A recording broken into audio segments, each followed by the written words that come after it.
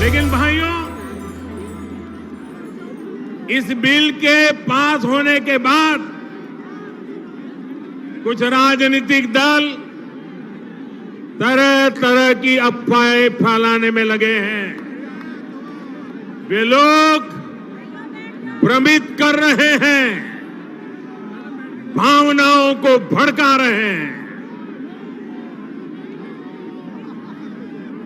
मैं उनसे जानना चाहता हूं,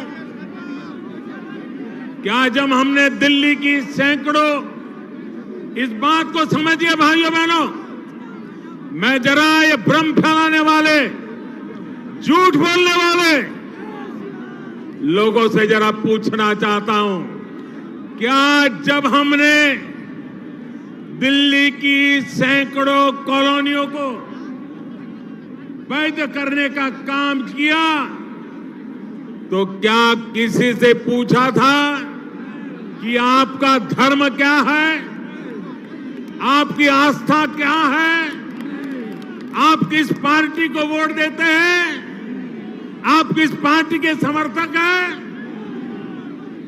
क्या हमने आपसे कोई सबूत मांगे थे? 70 का सबूत लाओ, 75 का सबूत लाओ, 80 का सबूत लाओ, मांगा था? केंद्र सरकार के इस फैसले का लाभ हिंदुओं को भी मिला, मुसलमानों को भी मिला, सिख भाई बहनों को मिला, ईसाई भाई बहनों को मिला, जो भी यहां बसते हैं उन सबको मिला। हमने ऐसा क्यों किया? क्योंकि हम देश से लगाव के कारण जीते हैं। हम सबका साथ, सबका विकास, सबका विश्वास के मंत्र को समर्पित है। भाइयों बहनों, अगर थोड़ा सा भी भगवान ने दी हो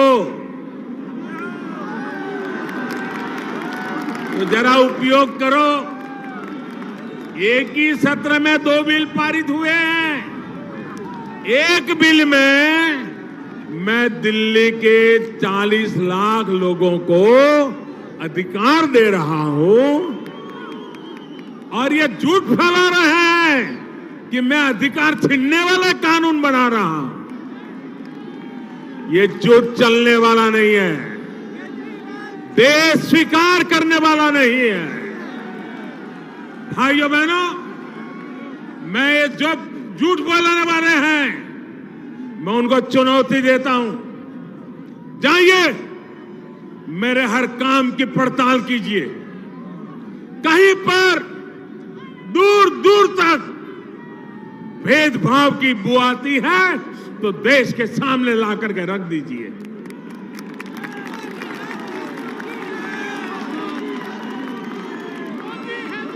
भाइयों बहनों, मैं एक एक करके आज बताना चाहता हूं दोस्तों, बताऊं ना? पूरा देश मुझे कई दिनों से कह रहा था कुछ बताइए, आज देश को भी मैं बता देता हूं।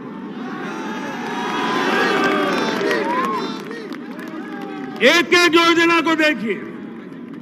जब हमने उज्ज्वला योजना के तहत 8 करोड़ से ज्यादा परिवारों को मुफ्त गैस कनेक्शन दिया, क्या हमने किसी का धर्म पूछा था? क्या हमने उसको 70, 72, 75 के प्रमाण मांगे थे? उनकी जाति पूछी थी? मैं जानना चाहता हूं कांग्रेस और उसके साथियों से, उसकी तरह देश को बांटने की राजनीति करने वाले उनके साथी दलों से, कि आप क्यों देश की जनता से झूठ बोल रहे हो, क्यों उन्हें भड़का रहे हो? भाइयों और बहनों, हमने दिया इतना ही नहीं, आगे भी हमारा संकल्प है कि हर गरीब परिवार को उज्ज्वला का योजना का लाभ पहुंचाएंगे। कोई बाकी नहीं रहेगा। भाइयों बहनों, पिछले 5 साल में हमारी सरकार ने 1.5 करोड़ से ज्यादा गरीबों का घर बना दिए। हमने किसी से नहीं पूछा कि आपका धर्म क्या है, न जाति पूछी न धर्म पूछा। हमने सिर्फ गरीब की गरीबी को देखा। फिर क्यों कुछ लोग झूठ पर झूठ बोले जा रहे हैं, देश को गुमराह कर रहे हैं। और आज जो ये लोग कागज सर्टिफिकेट इसके नाम पर मुस्लिमों को भ्रमित कर रहे हैं, उन्हें ये याद रखना चाहिए कि हमने गरीबों की भलाई के लिए इन योजनाओं के लाभार्थी चुनते समय कागजों की बंदी से नहीं लगाई। वरना पहले तो ये होता था कि सरकार की योजना शुरू होने पर लाभार्थियों को तमाम तरह की तिकड़े में लगानी पड़ती थी, यहां वहां चक्कर काटने पड़ते थे। हमने ये सब बंद करा दिया। हमने तय किया हर योजना का लाभ हर गरीब को मिलेगा। जाति धर्म कुछ नहीं देखा जाएगा। उज्ज्वला के लिए, आवास योजना के लिए, मुफ्त बिजली कनेक्शन के लिए सरकार स्वयं सामने से लोगों के झोपड़ी तक पहुंचने का पूरा प्रयास किया गया। न हमने कभी किसी का धर्म पूछा, न जानने की कोशिश की, न हमने कभी ये पूछा कि हम मंदिर जाते हैं कि मस्जिद जाते हैं कि गुरुद्वारा जाते हैं कि चर्च जाते हैं। हमने कभी नहीं पूछा। फिर क्यों इस तरह का झूठा आरोप हम पर लगाया जा रहा? साथियों, दुनिया की सबसे बड़ी हेल्थ एश्योरेंस स्कीम आज भारत में चल रही है। इस योजना ने देश के 50 करोड़ से ज्यादा गरीबों को 5 लाख रुपए तक के मुफ्त इलाज की सुविधा सुनिश्चित की है। राजनीतिक स्वार्थ के कारण यहां की सरकार ने आयुष्मान भारत योजना दिल्ली में लागू नहीं की,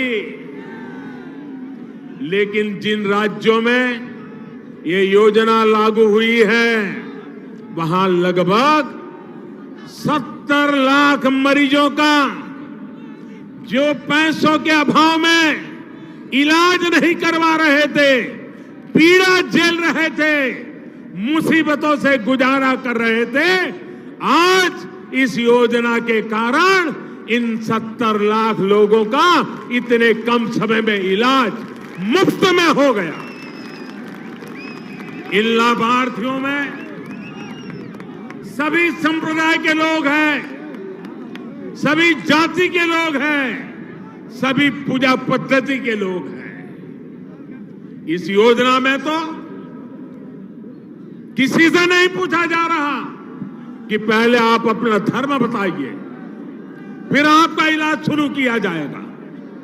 फिर ऐसे झूठे आरोप क्यों? इस तरह के आरोपों के बहाने भारत को दुनिया भर में बदनाम करने की साजिश क्यों हो रही है?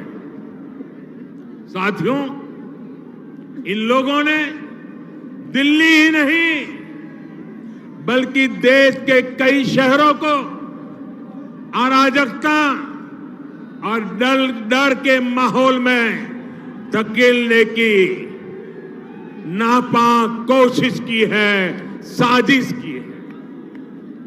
जिस तरह बच्चों की स्कूलों पर हमले हुए, यात्री बसों पर, ट्रेनों पर हमले किए गए हैं, लोगों की गाड़ियों को, मोटरसाइकिलों को, साइकिल को, छोटी छोटी दुकानों को जलाया गया है। भारत के ईमानदार टैक्स पेयर का पैसा, उससे बनी सरकारी संपत्ति, उसे आग में खाक कर दिया गया है, उसे नुकसान पहुंचाया गया है। इनकी राजनीति कैसी है, इनके इरादे कैसे हैं, ये अब देश भली भांति समझ चुका है। मैं ऐसे लोगों को कहना चाहता हूं, मैं जानता हूं पहली बार मैं जीत करके आया, देश की जनता ने मुझे जिता करके बिठाया, तो जो लोग नहीं चाहते थे उनको समझ नहीं आया कि ये कैसे हो गया। दोबारा न जीत पाऊं, देश की जनता समर्थन न करे, इसके लिए एड़ी चोटी का जोर लगाया, जिसके पास जो साधन था उपयोग किया, झूठ जितने फैलाने थे फैलाए, लेकिन देश की जनता ने पहले से ज्यादा आशीर्वाद दे दिए।